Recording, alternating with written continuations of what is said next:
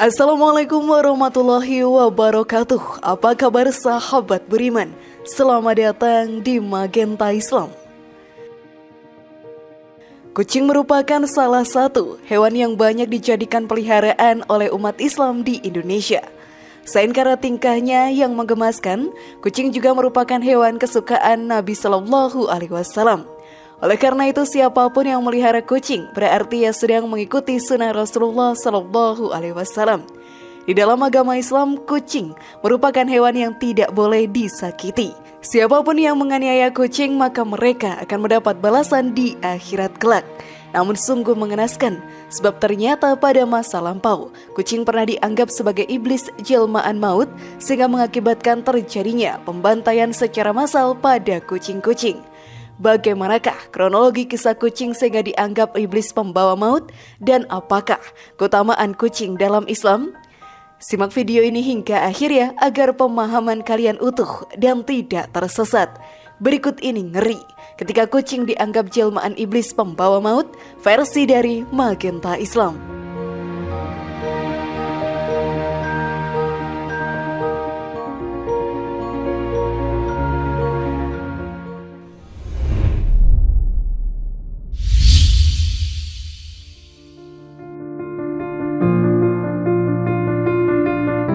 Tahayul kucing sebagai jelmaan iblis pembawa maut.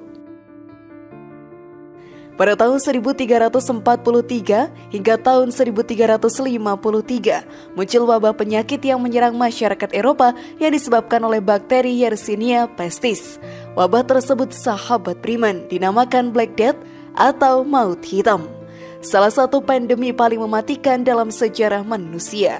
Penyebaran wabah tersebut pun bermula dari serangga berupa kutu yang terinfeksi melalui kontak langsung dengan hewan penggerak, termasuk di antaranya tikus dan marmut yang terinfeksi wabah.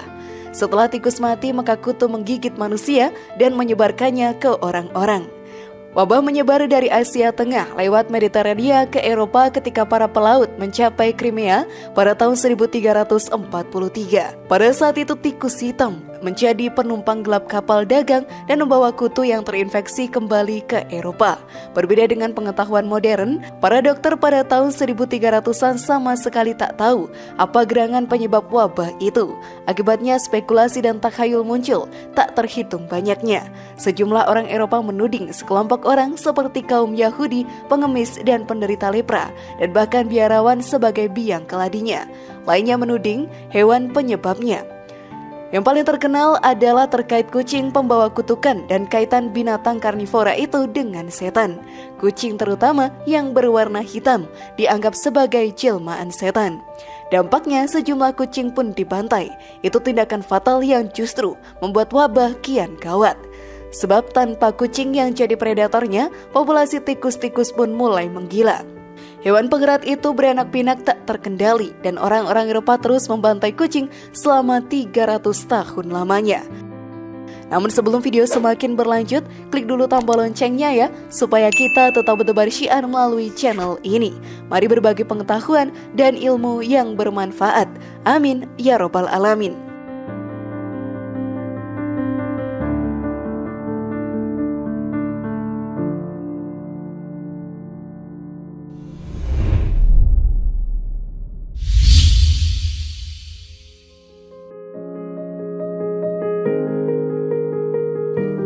Kucing hewan yang bersih.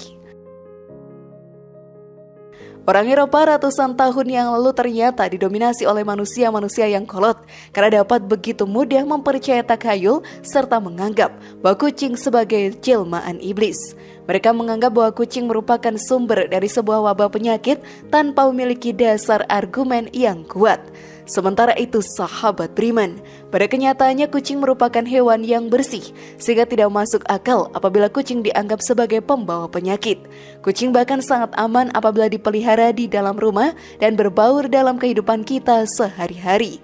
Rasulullah Shallallahu Alaihi Wasallam juga memelihara kucing dan menjadikannya sebagai hewan kesayangan. Di dalam Islam, kucing tidaklah termasuk dalam golongan binatang yang dianggap kotor dan najis. Siapapun dapat menyentuh kucing tanpa harus khawatir wudunya akan batal. Diriwayatkan dari Imam Muslim bahwasanya Rasulullah SAW pernah melakukan sesuatu terhadap kucingnya. Ketika Nabi Muhammad akan berwudu, dihampiri oleh seekor kucing dan kucing tersebut minum di bejana tempat beliau wudu. Nabi berhenti hingga kucing tersebut selesai minum lalu berwudu.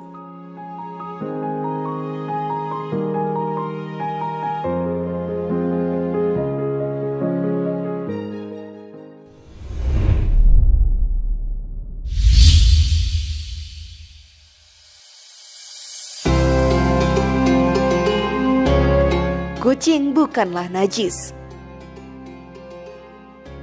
Terdapat beberapa hewan yang air liurnya merupakan najis. Salah satunya adalah anjing dengan jenis apapun.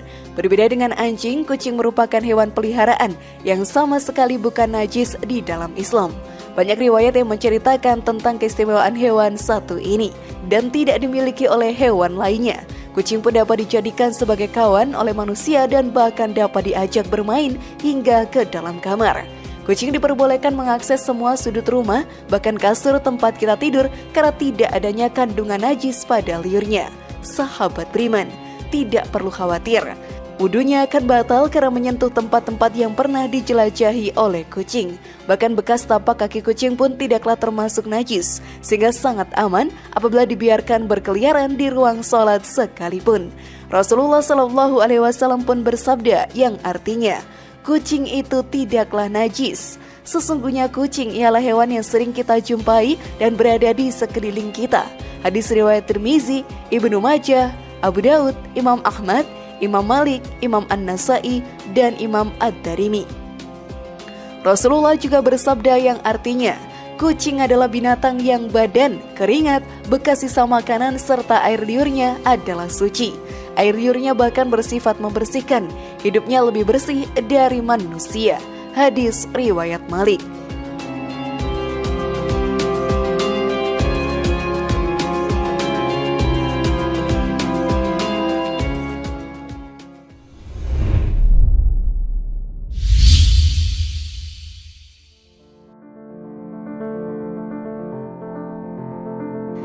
Balasan neraka bagi orang yang menyiksa kucing. Umat muslim tidak diperkenankan untuk menyiksa kucing dengan alasan apapun. Adapun bagi orang-orang yang melanggar aturan tersebut, maka mereka akan mendapatkan balasan berupa siksaan api neraka yang akan membakar tubuhnya.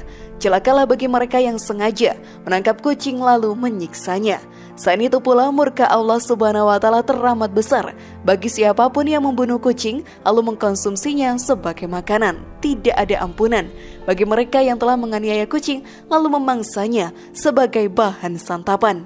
Oleh karena itu, sahabat beriman, apabila kita hendak mendapatkan pahala sunnah yang lebih, maka hendaklah kita memelihara kucing sebagaimana yang dilakukan Nabi SAW.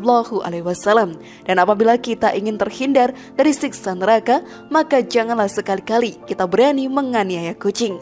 Rasulullah SAW pun bersabda dalam hadis yang artinya, seorang wanita dimasukkan ke dalam neraka karena seekor kucing yang dia ikat dan tidak diberikan makan, bahkan tidak diperkenankan makan binatang-binatang kecil yang ada di lantai. Hadis riwayat Bukhari.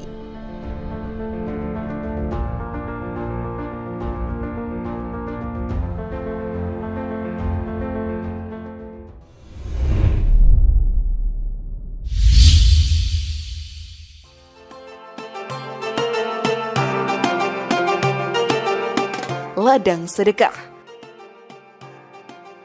Memelihara kucing dengan baik dan senantiasa memberinya makan merupakan sebuah ladang sedekah bagi umat Islam. Pahala yang didapatkan serupa dengan pahala sedekah yang kita berikan kepada manusia. Memberi makan kucing setiap harinya berarti menabung sejumlah pahala sebagai bekal kita di akhirat kelak. Apabila kita memelihara beberapa ekor kucing dan setiap harinya memberi kucing tersebut makan dan juga minum, maka pahala yang kita dapatkan akan berlipat-lipat jumlahnya. Oleh karena itu, sahabat beriman, Rasulullah SAW sangat menyarankan bagi umatnya untuk memelihara kucing di rumahnya. Rasulullah SAW bersabda yang artinya, pada setiap sedekah terhadap makhluk yang memiliki hati atau jantung yang basah hidup akan dapatkan pahala kebaikan. seorang muslim yang menanam tanaman atau tumbuh-tumbuhan yang kemudian dimakan oleh burung-burung, manusia atau binatang, maka baginya sebagai sedekah. Hadis riwayat Bukhari dan Muslim. Wallahu a'lam bishawab.